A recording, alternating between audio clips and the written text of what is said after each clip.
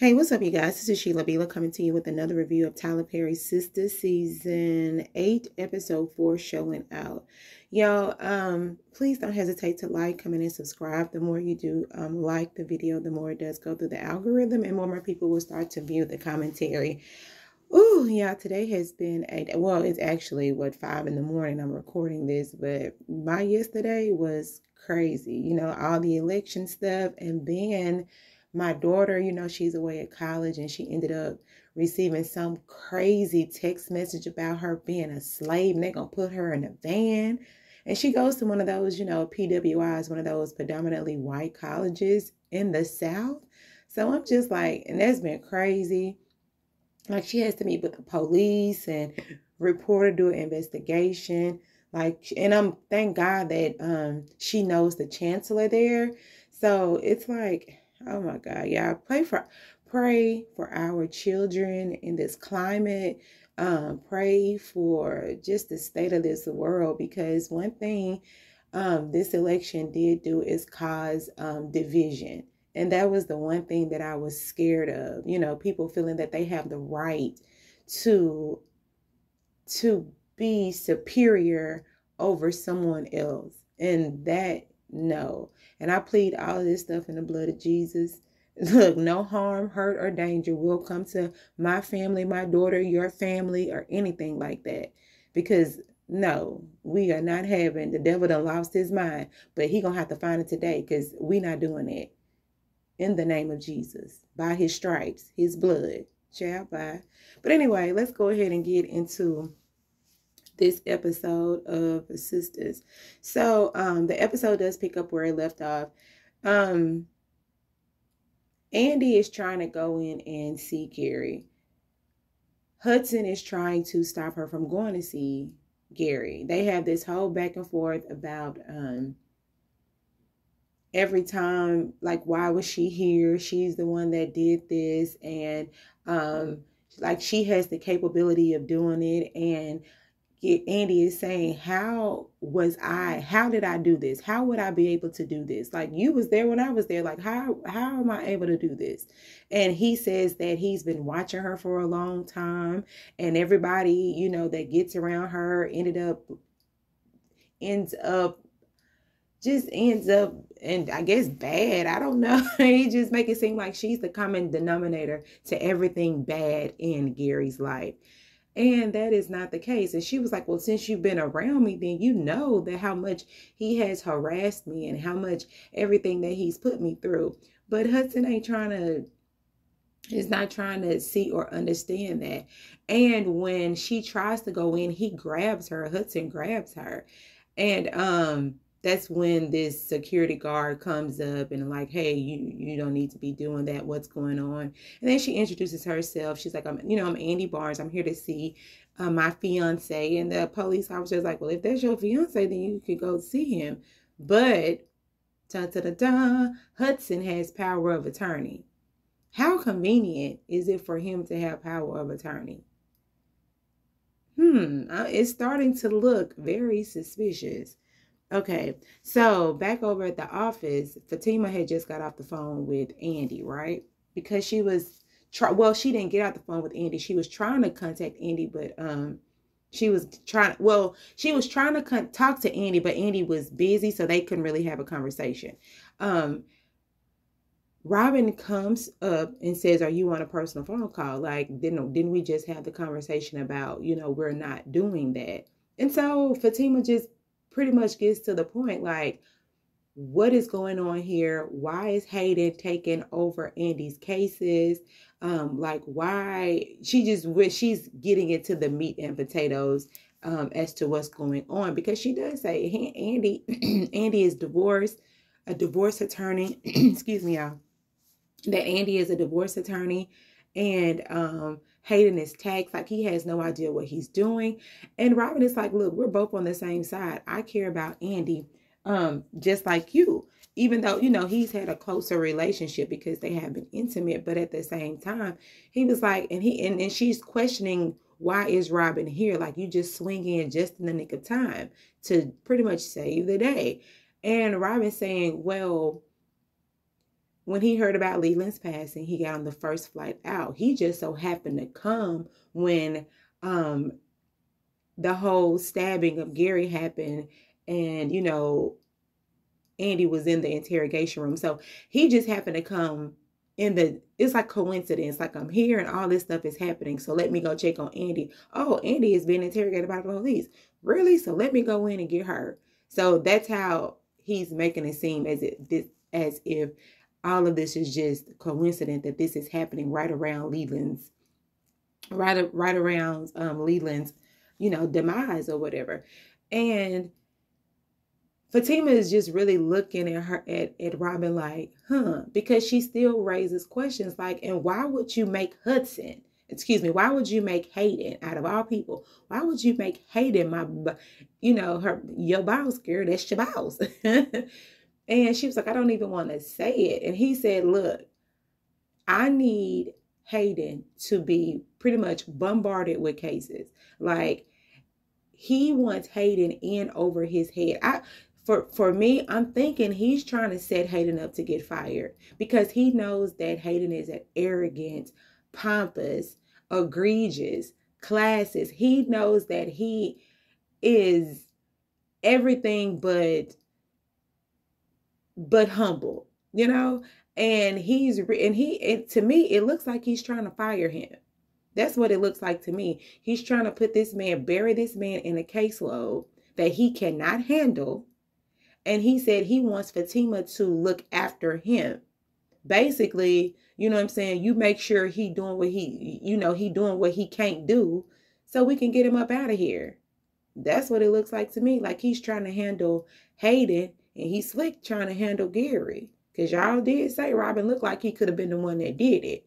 And if this makes sense, I mean, if he did do it, then he got Gary down and he's going to have Hayden down. So it's like, Fatima, just kind of roll with it. I don't think he's trying to put you in a bad position. He's just trying to get Hayden out the way. That's just what I see. All right, so back over with Danny. I just really grouped all of her scenes together, because this conversation was a little too long for my liking, and I'm just going to really sum it up. Okay, the gist of this whole thing with Danny and Tony is, Danny is working at the airport. Tony is Danny's supervisor. And apparently Tony has high rank. He's like, he's VP, right? So he's trying to elevate Danny. He's trying to elevate Danny, and he's trying to put her in a situation to where she can be in leadership, in management. This is what I get from the conversation, because I remember somebody had told me in the comments that Danny was a supervisor, but I'm like, how is she a supervisor when she looks like she's working like everybody else? But anyway, so he takes it upon himself to put her in leadership courses. And Danny doesn't understand why is he putting her in leadership courses, and without her permission. Danny feels as if Tony is taking liberties that she's really not ready for.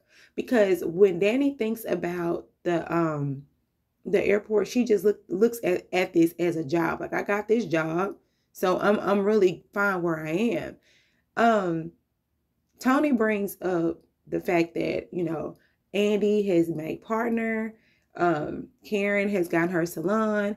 Andy is new branch manager.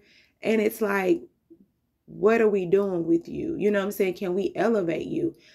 Danny's whole thing is, well, am I getting paid? Because this is going to take up her weekends and a lot of her nights. He said, no, you're not getting paid, but this is to help you level up. Like, this is to put you in a better position. So they fuss and go back and forth over that. And she said, you always trying to lead me. You're always trying to, you're always trying to pretty much overstep. You need to be watching out for your kids. That's what Danny said. You need to be over there, looking out for your kids. You need to be over there looking out for your ex-wife. But you over here trying to look out for me when I didn't ask you to. And my whole thing is, and oh yeah, another thing. So when he does say, well, you know what? I'll just take you out of the leadership program. And then she says, well, why would you do that? Like, you already put me in it. You said you pulled all these strings to get me in it. And he's like, well, shoot, I can't win for losing. She said, well, I didn't even tell you to start. And that's what I said too. I was like, she didn't even ask you. So he also says that Danny is projecting. She was like, how am I projecting when I didn't even come to you about this? Like, Danny doesn't have a problem or issue with her job. Danny says that this job pays the bills and she's okay with it. How do I feel? I feel as if I don't know. Because I'm just looking at Danny like, Danny, what do you want? Really, what do you want? I mean, am I the biggest fan of Tony? No, I'm not. Because he does overstep. He does have the proclivity to have unsolicited advice, unsolicited ways to maneuver in and out my life. Like, I don't ask you to do anything. Like, you're making moves about my life that I didn't ask you to do, which I do understand, Danny. But at the same time, can we level up? Can we do something more? Is there more purpose in life? Like, what is it? You know what I'm saying? Like, yeah, I get it. But at the same time, if you got somebody that can push you to be greater, why not take it? Why not? You know, because at the end of the day, you're going to be doing something more. And you're talking about, oh, is it paid? Baby, once you get through that program, you're able to put yourself indoors to make more money. So it's like, I don't know. I need Danny to figure out her life. That's what I need. So somebody let me know what y'all think about this Danny situation. I mean, if someone is trying to help you be better, would you take it? Or would you just take it as, well, I didn't ask you to do this, so why are you doing it? Now you're trying to she almost felt like he's trying to demean her because she's not ready to do something that, you know, I'm not doing what you want me to do. And this ain't even what I want to do. So I don't know. I'm kind of lost. To be honest, I'm really kind of lost in this Danny and Tony relationship. I'm really lost. So y'all help me out. Anyway. So if we're back at the office with Fatima, Hayden over there pressing all the wrong buttons when it comes to Fatima. He's really trying to undermine her, like telling her to get to work, calling her girl, just being so rude. You know, he's really asserting his authority because he even said like he was waiting for the right time to step in the conversation with with Robin and Fatima, to step in the conversation when she was outside talking to Robin, when Robin delivered the news that Hayden was going to be her boss. That just gives him joy and pleasure, you know. And Fatima looking like, you over here pushing your buttons. Do you need me to push your legs? Do you need me to break your legs?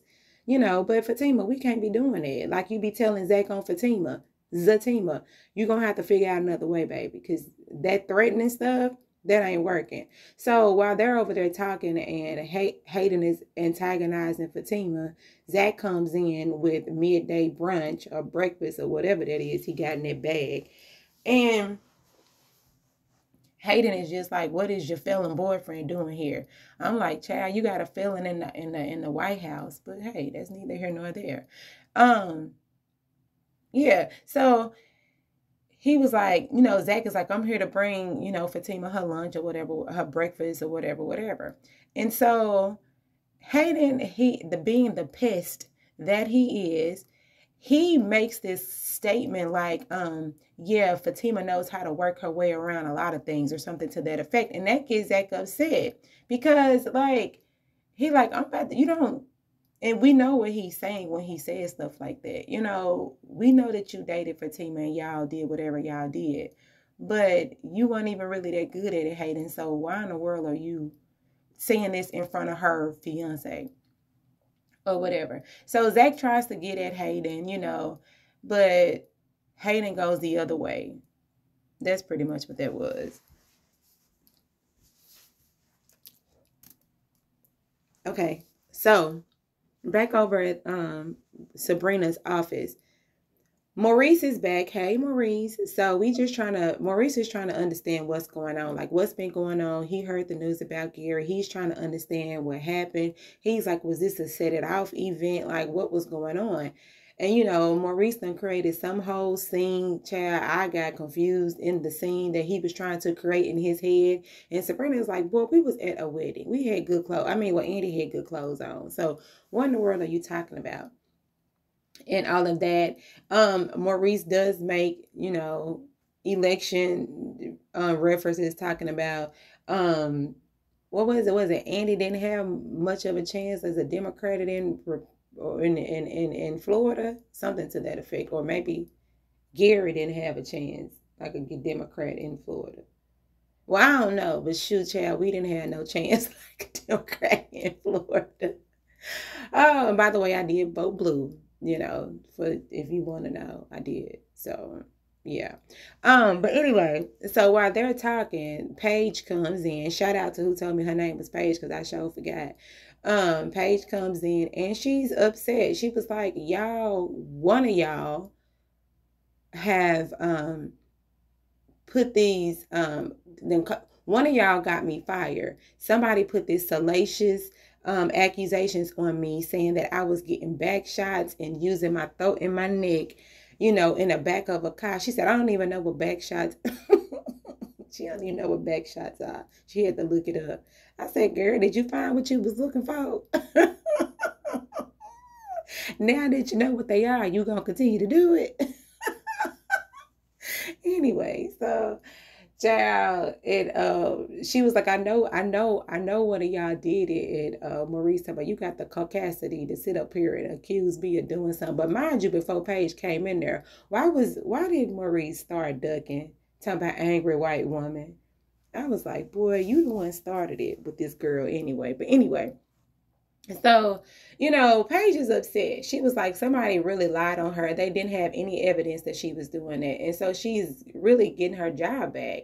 And Sabrina's whole thing is, look, you don't even work here. You need to get out of this office before I drag you out. Mind you, and I didn't even notice. Did y'all notice that there was a new place where the bank office is? Because Paige did mention like y'all really I guess bruised up the place, or y'all really made the place look better, and it's going to be better when she gets in there. I didn't even notice there was a different place, because even Sabrina was like, girl, this is a different place. I didn't know that.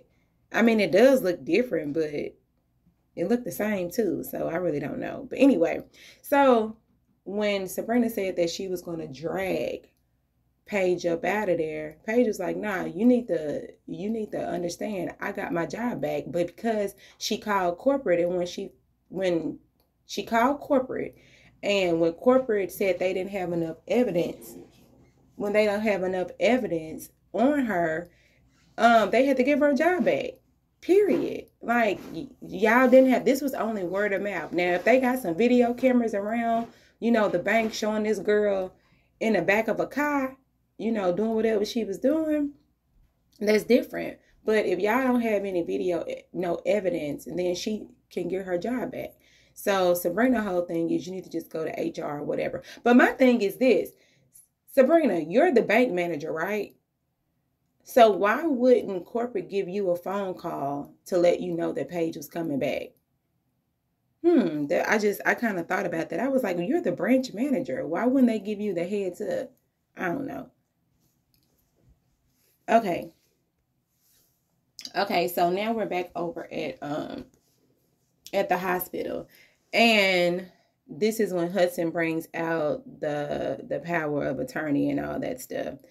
And the police officer, he's reading over it, and he was like, I don't have a background in law, but this does look like this says that he's power of attorney. And Andy, you pretty much whatever he say go. You're not supposed to be up here, because Hudson was really trying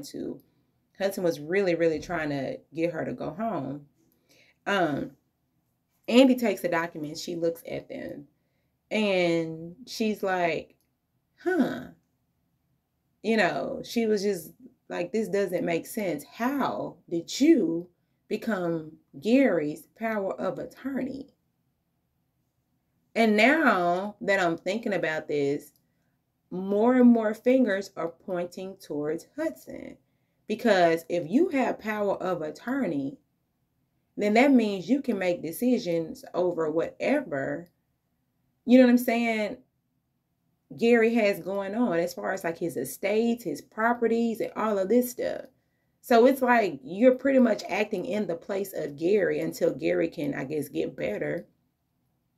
And so that really, to me, it gives more motive. And I know, and if Andy is that lawyer that she is, I know that probably ran across her mind. I mean, it would for me. Like, how did you? So anyway, when she read the letter or whatever, and she said her say, she walks off. But then Hudson says, well, you know what? You might need to see him because that might, that might make his day or something to the effect, or that might make him happy, or it was something like that might make him spark up or something. And I was like, Andy, don't go in there. I was like, Andy, do not go in there. Don't. Because we all know what happened. Andy doesn't know. And I was just really hoping, but I did the trailer review, so of course she goes in there. Yeah, check out my trailer review. I actually said some stuff that happened in this episode, but you probably already saw the episode. But anyway, so back over at the law office, Fatima and Zach are talking. They're talking about how much they don't like Hayden and all that stuff. And then Zach started eating this girl food. I was like, you just gonna sit up here and eat this girl food? You brought that for her. But anyway, now they're trying to put pieces together as far as like Robin is back and why is Robin doing this? And Zach is like, shoot, ain't Robin an ex of an ex? Like, why would he come in and just really try to save the day for Andy? Like, he like her that much? They just going back and forth as to why Robin is here. It just doesn't seem right.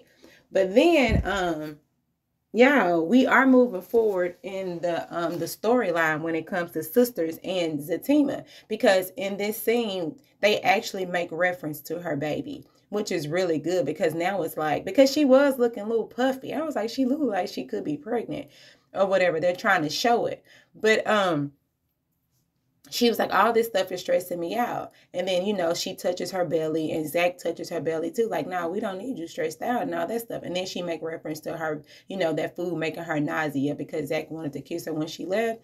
And so, she was like, the grease and all that is making her nauseous and all that stuff. You got to take care of yourself, Fatima. You can't be taking on everybody's problems. Now you have to worry about yourself, your body, your mind, your emotions, and all this stuff, because you need to be healthy to take care of that baby. And I'm glad they're finally bringing that to light in this season, because that has been the question all last season. Like, why Fatima ain't pregnant? Why we ain't showing her being pregnant? But now we are actually seeing that, she pregnant. All right, so I'm back over there at Karen's place. I'm gonna have to wrap this up because it's taking a little too long. So back over at the salon, this girl walks in and she says she's suing Rooster Riches. She says she wants to see the owner. Who is the owner? Who is the owner? Karen comes up and yeah, she takes off her hat. It looked like she shaved her own edges off, but she take the head off, talking about she bald head, scallywag, ain't got no hair on the sides. And I'm just like, girl, did you use too much or what was going on? But Pamela says that, like, we've tested this hair on multiple different types of hair. We did our proper testing, so I don't even understand how this is happening. But the girl says, yeah, that's pretty much that. I guess we're going to come back. Sabrina is sad. Sabrina is just like, I don't understand what's going on. She was just like, Sabrina is doing self-reflection, because Sabrina says that she puts everybody else above her needs than she's putting above her needs. Like, she always follows everything by the rules. She always have pretty much been that character in that sister group that makes sure that everybody is fine. She says looks like she's playing a side character, and for once in her life she would like to be the main character. She says she's always getting in trouble from what somebody else did, which she does, because she says, when is she's going to be on the right side of karma? Like, I've done these good things for these people, but I always seem like I'm in bad situations. And I'm just like, Marie said, are you dead? Like, if you ain't dead, then you have the chance to be that main character. So pretty much, Sabrina, you have time to make everything that you want to be right now. You don't have to. I mean, it's okay to self-reflect, but don't sit in it. Just go ahead and, hey, I'm gonna choose me first. That's pretty much what that is. And I thought that was a good conversation between Maurice and Sabrina. Sabrina, you have to choose you first. Period. All right, so back to this girl with her edges. So she talking about she want 400K. Girl, do you do anything in there look like it's 400K? Really? I mean, anyway, this ain't nothing but she trying to make a come up. That girl done went home and shaved off her edges and came up there talking about she finna sue them.